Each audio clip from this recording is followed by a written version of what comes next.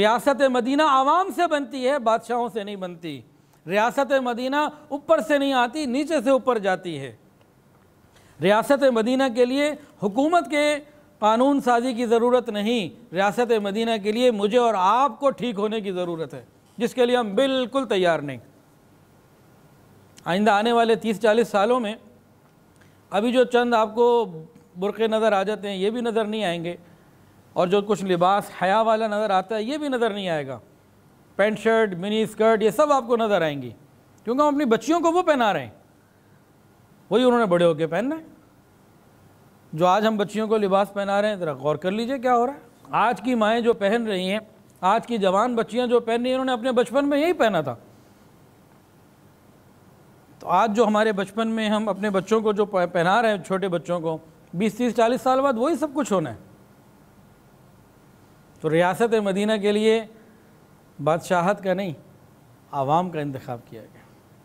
अब हम में से जो ये चाहता है कि हमारा मुल्क रियासत मदीना बने, उसको क्या चाहिए कि जिस घर में वो रहता है उस घर को रियासत मदीना का घर बना दे, अपनी ज़िंदगी में रियासत मदीना के कानून अप्लाई कर ले। तो एक घर रियासत मदीना का बना, 1 से 2 बने, 3 बने, 5 बने, पूरा मुल्क इंशाअल्लाह आहिस्ता आहिस्ता बन जाएगा।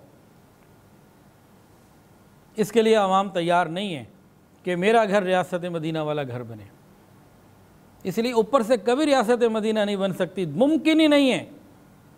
ये हिजरत के इस वाक़े में ये जो सिलेक्शन है, हबशा भी जा सकते थे, मदीना भी आ जा सकते थे। मदीना को क्यों चूज़ किया?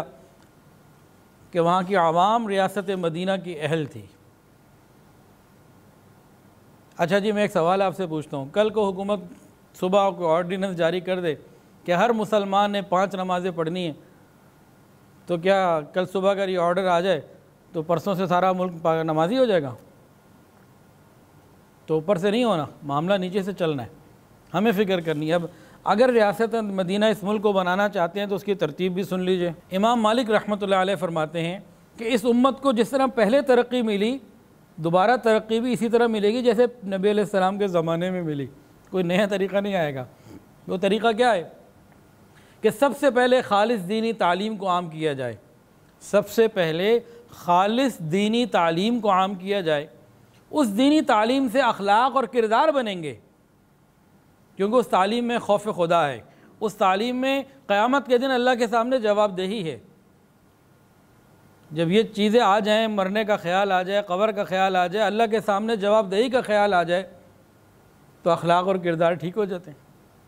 तो सबसे पहले खालिस तालीम, उससे होंगे अखलाक और किरदार ठीक। और जब अखलाक और किरदार आवाम के मजमे के ठीक होने शुरू हो जाएंगे तो उससे माशरा तश्कील पाएगा।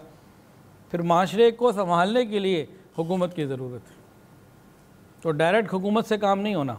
वीडियो के नीचे सब्सक्राइब के बटन पर क्लिक करें, बेल के आइकॉन पर क्लिक कीजिए ताकि हर नई वीडियो की नोटिफिकेशन आपको मिल जाए।